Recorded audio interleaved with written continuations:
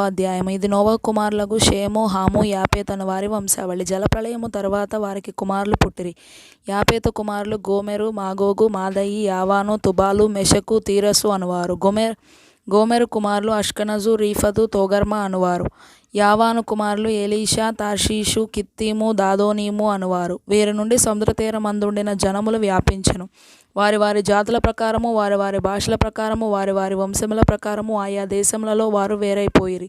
హాము కుమారులు కూషు, మిస్రాయిము, పూతు, కనాను అనువారు. కూషు కుమారులు సెబా, హవీలా, సప్తా, రాయమా, సప్తకా అనువారు. రాయమా కుమారులు షేబా, దదాను అనువారు. కూషు నిమ్రోదును కనెను. అతడు భూమి మీద పరాక్రమశాలి అయి ఉండుటకు ఆరంభించెను. అతడు యెహోవా ఎదుట పరాక్రమము గల వేటగాడు కాబట్టి యెహోవా ఎదుట పరాక్రమము గల వేటగాడైన నిమ్రోదు వలె అను లోకోక్తి కలదు. షీనారు దేశంలోని బాబెలు, ఎరెకు, అక్కదు, కల్నే అను పట్టణములు అతని రాజ్యమునకు మొదలు. ఆ దేశంలో నుండి అష్షూరుకు బయలుదేరి వెళ్ళి నీనివేను, రహోబోతీరును, కాలహును, నినివేకును, కాలహుకును మధ్యనున్న రెసెను కట్టించెను.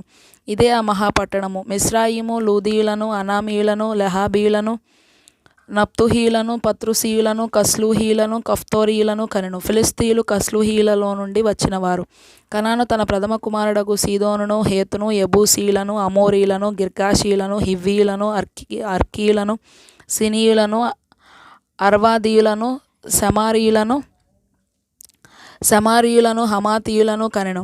తరువాత కనానీయుల వంశములు వ్యాపించెను. కనానీయుల సరిహద్దు సీదోను నుండి గెరారుకు వెళ్ళు మార్గములో గాజా వరకును, సొదొమ, గొమొర్రా, అద్మా, సెబోయిములకు వెళ్ళు మార్గములో లాషా వరకును ఉన్నది. వీరు తమ తమ వంశముల ప్రకారము, తమ తమ భాషల ప్రకారము, తమ తమ దేశములను బట్టియు జాతులను బట్టియు హాము కుమారులు.